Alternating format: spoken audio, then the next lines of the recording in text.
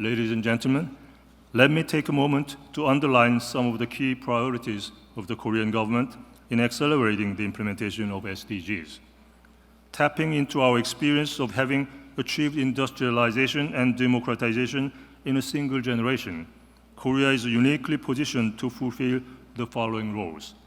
First, a facilitator that bridges the global North and global South, one that hails from the West, from the East, but like-minded in many ways with the West. Second, a supporter that advances global public goods. Third, an initiator that helps to set new global norms and standards.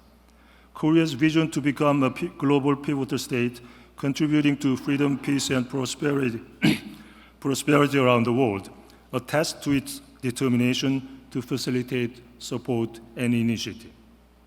As President Yoon articulated in his speech at the UN last year, the more than 40% of increase in our ODA this year is the single most visible manifestation of our seriousness as a global pivotal state. Today, I wish to underscore 4 crucial areas that will be integral to Korea's endeavors going forward. First, we will act on our stated commitment to the humanitarian development peace nexus. As I alluded to earlier, the HDP Nexus has a very special place in my heart due to my experience as chair of the Peacebuilding Commission and as president of the executive boards of UNDP, UNFPA, and UNOPS while I was serving as the Korean ambassador to the United Nations. So I'm personally committed to making sure Korea walks the talk.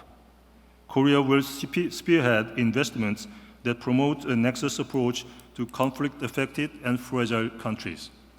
We have increased our humanitarian assistance budget by 145% and significantly scaled up our support for fragility programs.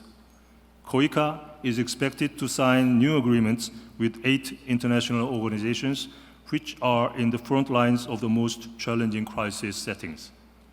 The Summit for Democracy, to be hosted by Korea next week, and the first ever Korea-Africa Summit in June, will provide useful platforms to discuss ways to overcome silos between the humanitarian, development, and peace actors. Also, as a non-permanent member of the Security Council of the United Nations for 2024 through 25, Korea will seek to address challenges based on an integrated and coherent approach.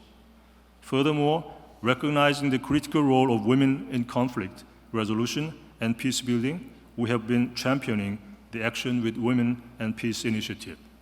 As you may know, the initiative was launched by former Foreign Minister Kang, who is present here with us today. We plan to have the 6th International Conference on Action with Women and Peace later in the year. Second, public-private partnership, or PPP, will be another cornerstone of our commitment to SDGs implementation. Harnessing the dynamism and entrepreneurship of the private sector was a key ingredient in Korea's economic transformation. In tandem with the increase in public resources through ODA, Korea will use its capacity as a convener to encourage catalytic investment from the private sector. A prime example is the robust public-private partnership demonstrated during the earthquake in Turkey last year. At the time, Korea deployed its largest ever disaster relief team, rescuing 8 survivors. We subsequently sent 2 more teams comprising the Foreign Ministry, KOICA, and civil society. The teams successfully developed temporary housing projects in collaboration with the government of Turkey, demonstrating the effectiveness of public-private partnerships. KOICA is also actively promoting innovative development cooperation projects with domestic startups and small, medium, and large enterprises. These projects are expected to crowd in private investment through blended finance and could play a catalytic role in closing the financing gap while leveraging private expertise and technology. Third, digital and innovation domains will be front and center in our efforts.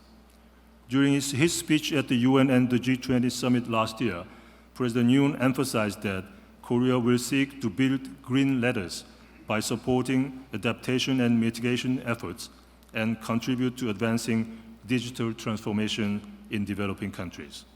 To assist countries most vulnerable to climate change, the Korean government pledged an additional $300 million to the Green Climate Fund.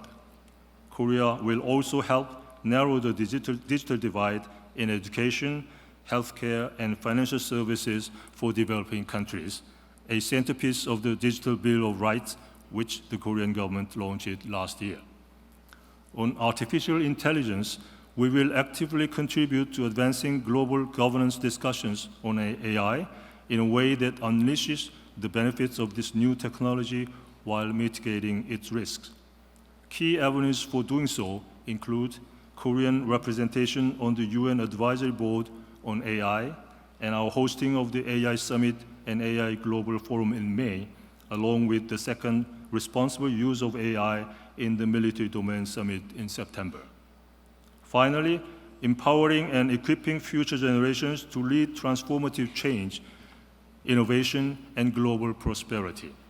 Our ODA will actively promote the development of youth education and capacity building programs, such as vocational and technical education and science and technology institutes. KTVET, Korea's flagship vocation centers, will spearhead these endeavors. We will also scale up our support for enhancing digital literacy among youth in developing countries and thereby help bridge the digital divide. The KOICA Youth Initiative will help train young leaders in seeking equitable and sustainable solutions to global challenges. Ladies and gentlemen, the path to achieving SDGs is not shrouded in mystery. The path to getting there has been deliberated, debated, and devised time and time again. The key is whether we as nations can rally the will to engage in the kind of international solidarity and public-private cooperation that revitalizes multilateralism. I sincerely hope that the Global Engagement and Empowerment Forum on Sustainable Development helps to catalyze the will to act, and to act now. Thank you very much indeed.